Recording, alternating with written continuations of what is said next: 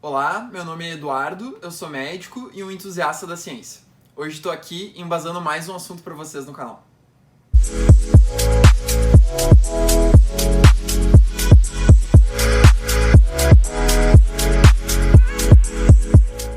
Já tem algum tempo que circulam histórias de que alimentos e bebidas com pH alcalino seriam muito mais saudáveis para a saúde. A ideia é que algumas doenças como câncer precisariam de que o corpo tivesse com pH mais ácido para que elas se instalassem. A conclusão então seria de que a gente regular o pH das coisas que a gente consome conseguiria prevenir esse tipo de doença. Esse tipo de proposta se tornou extremamente popular. Uma pesquisa na internet com os termos água, alcalina e câncer, traduzidos para o inglês, revelam 300 milhões de resultados. Quando eu estava fazendo a pesquisa para esse vídeo, eu descobri que tem algumas empresas que vendem filtros que alcalinizam a água e no texto de divulgação desses produtos eles usam justamente esses argumentos que eu expliquei antes, com relação às doenças como o câncer. E é claro, essas empresas cobram preços bem salgados por esses filtros. Então vamos entender se isso aqui faz sentido? Primeiro de tudo, o que é pH?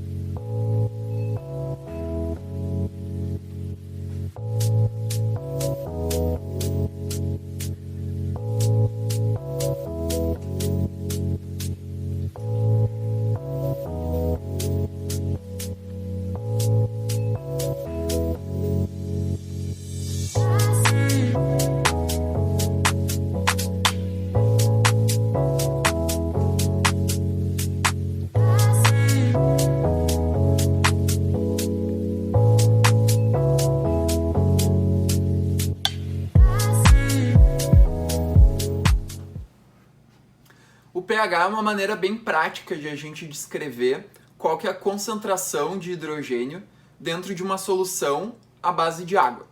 É uma escala que vai de 0 a 14, sendo que 0 é o ponto mais ácido que pode existir e 14 é o ponto mais básico ou alcalino que pode existir.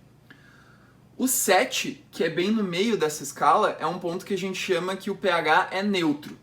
Então qualquer ponto que eu escolher dessa escala, se ele andar para cá, ele vai ficar mais ácido, se ele andar para cá, ele vai ficar mais alcalino.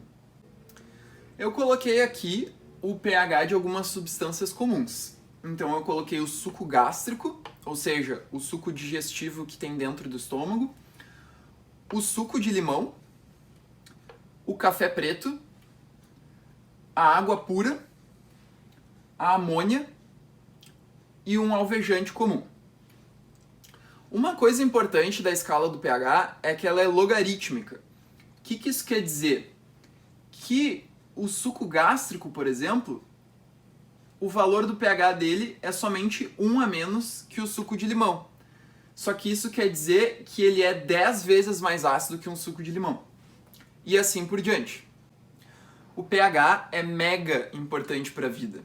Isso porque a gente é um sistema complexo, em que várias partezinhas microscópicas estão fazendo cada uma seu trabalho ao mesmo tempo para que mantenha o nosso corpo vivo e saudável. E cada partezinha dessas tem uma condição de trabalho que precisa ser respeitada. Uma delas é o pH. O pH ele interfere diretamente nas reações químicas que essas partezinhas, esses trabalhadorzinhos, estão fazendo. E cada um deles tem a sua necessidade individual de um pH perfeito. Já pensou se a gente tivesse que controlar o pH de tudo que a gente consome para que o nosso corpo funcionasse direitinho? Se a gente tomasse um suco de limão, a gente ia ter que compensar com um monte de alimentos alcalinos? Para nossa sorte, o corpo não depende da gente para fazer isso.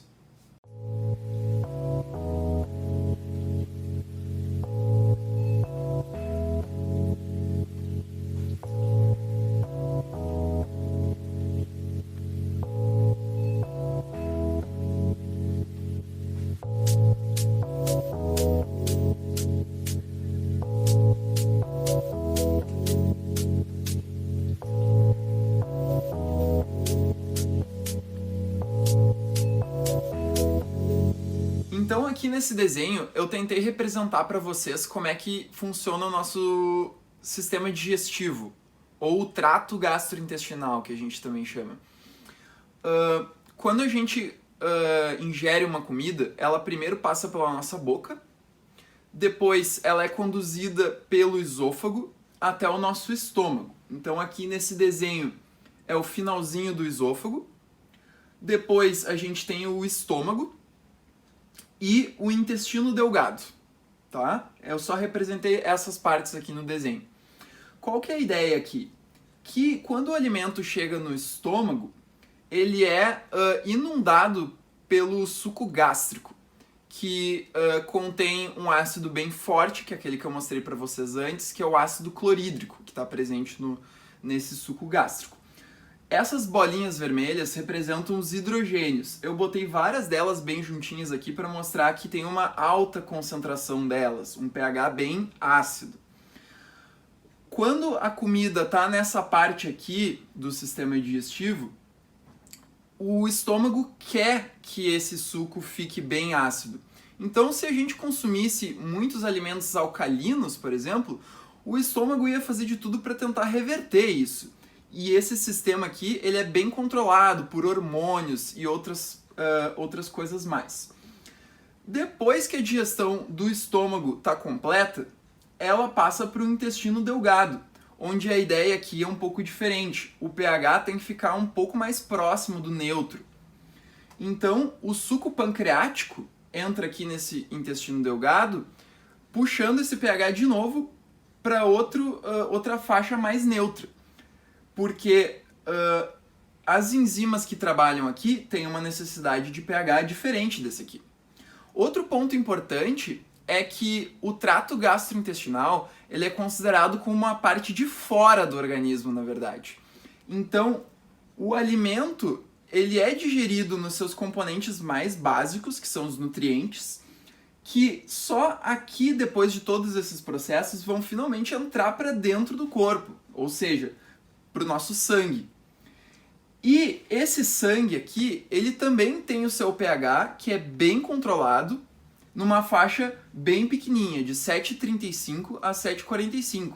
Então, na verdade, o pH da comida que está aqui no sistema digestivo, ele não vai ser absorvido para o sangue. O sangue tem um outro sistema que vai ter o seu próprio pH. Gente, a explicação que eu dei foi bem simplificada, mas eu acho que deu para entender um pouco de como que o nosso corpo controla o pH e como que não faz muito sentido que a nossa alimentação e o pH dos líquidos que a gente consome poderia influenciar alguma coisa no pH do nosso sangue, de dentro do corpo. Os mecanismos que regulam o pH no nosso corpo são bem complexos. Esse assunto geralmente é discutido no ensino superior, em disciplinas de bioquímica, e é um conhecimento que já está bem estabelecido há mais de 100 anos. As equações e as reações químicas que acontecem para que esse pH seja regulado foram apresentadas em 1910, 1920. E são essas equações que estão até hoje nos livros modernos de bioquímica. Então é bem estranho que a gente tenha que discutir isso ainda em 2020, sendo que uma grande parte da medicina moderna se construiu assumindo que esses conhecimentos são verdadeiros. Então é isso que eu queria falar para vocês hoje. As referências do roteiro que eu escrevi para esse vídeo estão aqui na descrição. E até a próxima!